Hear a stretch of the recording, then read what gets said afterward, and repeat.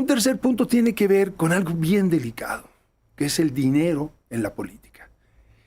El INE ha perdido facultades de fiscalización. Primero, déjame poner el contexto muy rápido.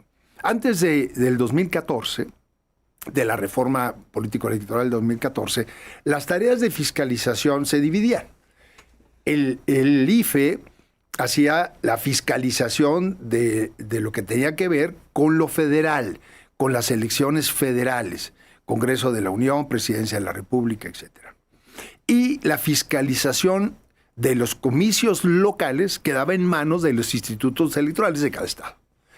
Con la reforma del 14 se le dan más atribuciones al INE para organizar las elecciones, pero también toda la fiscalización se concentra en el INE, bajo el argumento que los institutos en los estados no podían hacer, por muy diversas razones, desde dudas políticas hasta falta de recursos personal y recursos materiales y facultades para hacer esa fiscalización de manera apropiada. Y se dijo en un acuerdo político de todos los partidos políticos sentados en aquella mesa que hicieron la reforma, concentremos estas facultades en el INE, para que entonces el INE pueda vigilar el origen y el destino de los recursos. Y para esto se hizo una reforma en donde se obliga a todas las autoridades competentes en la materia a proporcionarle de inmediato la información que solicite el INE con ese propósito. Esto involucraba al SAT, involucraba a la Unidad de Inteligencia Financiera, por tanto a las autoridades de Hacienda, involucraba también a los bancos, a la Asociación de Bancos de México, a todas las autoridades bancarias fiduciarias del país, para que de una manera expedita, porque la justicia electoral, bueno, cualquier justicia, pero en particular la electoral, tiene que hacerse de manera de inmediato, porque si no, no tiene reparación el daño. Una vez que quien es electo toma posesión, pues ya quedó. Entonces, justo todo lo que tiene que ver con materia de dudas, litigios en relación a una elección, tiene que resolverse antes de que quien es electo o electa tome posesión de su cargo. Entonces, se construyeron a partir del 14 mecanismos muy complejos de coordinación con las diferentes autoridades. Y tengo que decir que no con algunas resistencias, pero se logró avanzar con estas instancias de generación de información financiera sobre empresas, individuos y demás, para tener información lo más oportuna posible. ¿Qué ha venido pasando 4 años después? Eso fue el 14. Apenas en el 18, y sobre todo a partir del 21, empezó a notarse que este flujo de información cada vez era más lenta, de manera tal que no llegaba oportunamente. Y acabamos de ver un caso ahora, el del hermano del expresidente López Obrador. Increíble lo que pasó ahí, increíble. Fíjate, es un hecho que sucedió en 2015, hace 10 años.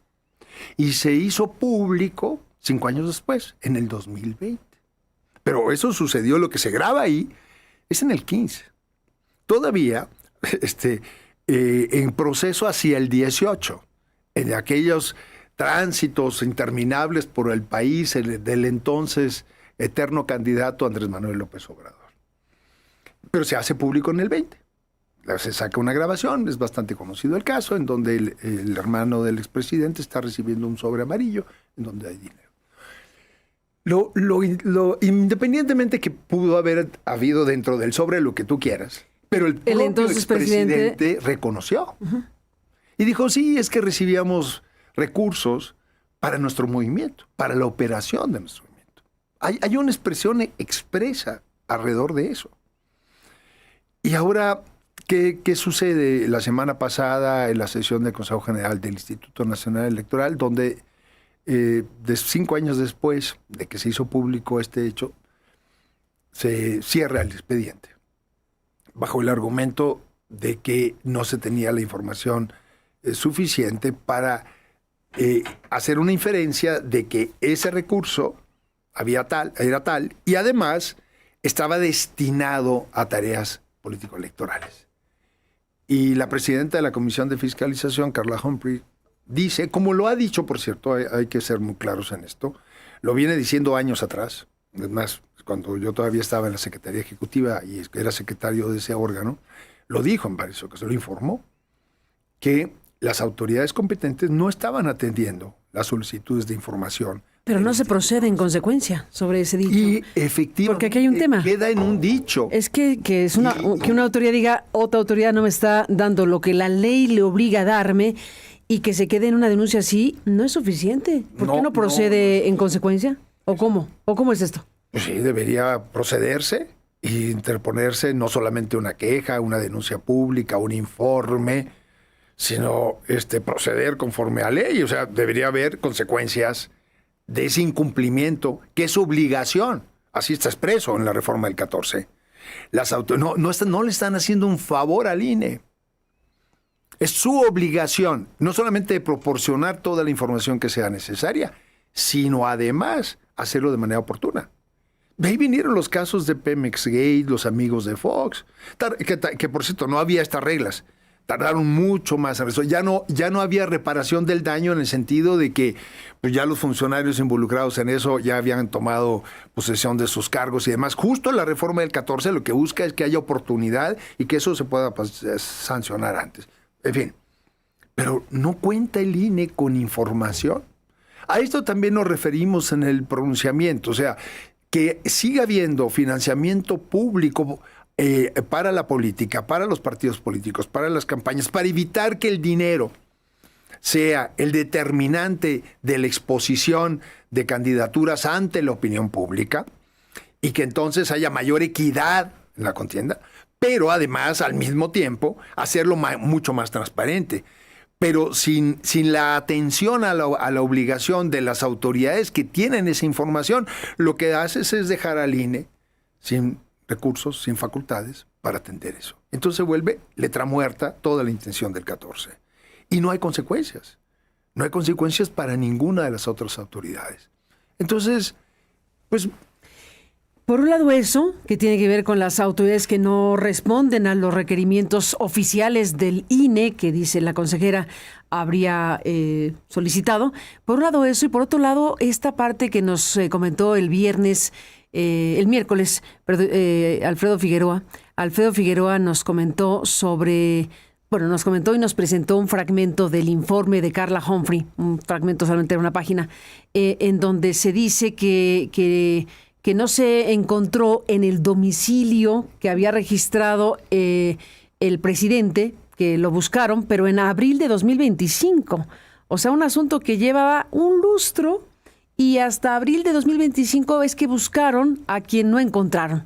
Y buscaron a quien había dicho expresamente en una conferencia de prensa, en un acto público, del presidente entonces, López Obrador, en donde pues él dijo que ese dinero había sido para el movimiento. Bueno, esa es la declaración más potente que hay al respecto de este caso, y la autoridad electoral no encontró.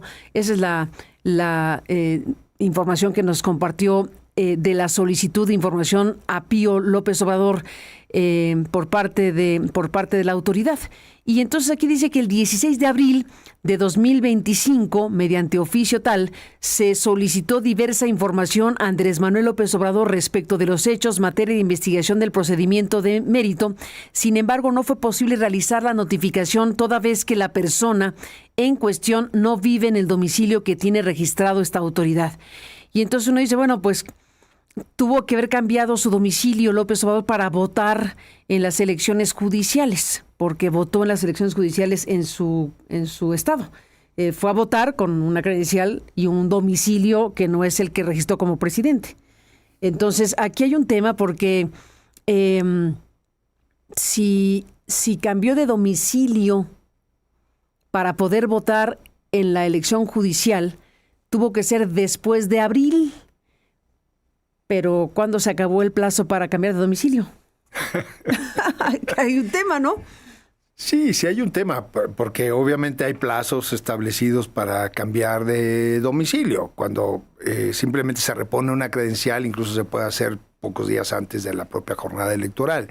Pero cuando se trata de cambio de datos como porque eso implica modificar el padrón electoral, porque ya no va a votar en la Ciudad de México, sino va a votar en Palenque, Chiapas, en donde vive actualmente, pues de todo eso tiene plazos establecidos.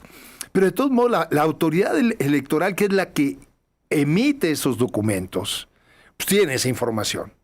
Y si en abril no lo encontró en dónde está, pudo haberlo, porque esto se resolvió la semana pasada, Carmen. Apenas. Pudo haber entonces verificado e ir al nuevo domicilio que tiene la propia autoridad, tiene la documentación. Ahí sí no tiene que acudir a ningún tercero. Es información de la propia autoridad electoral. Y entonces actuar en consecuencia.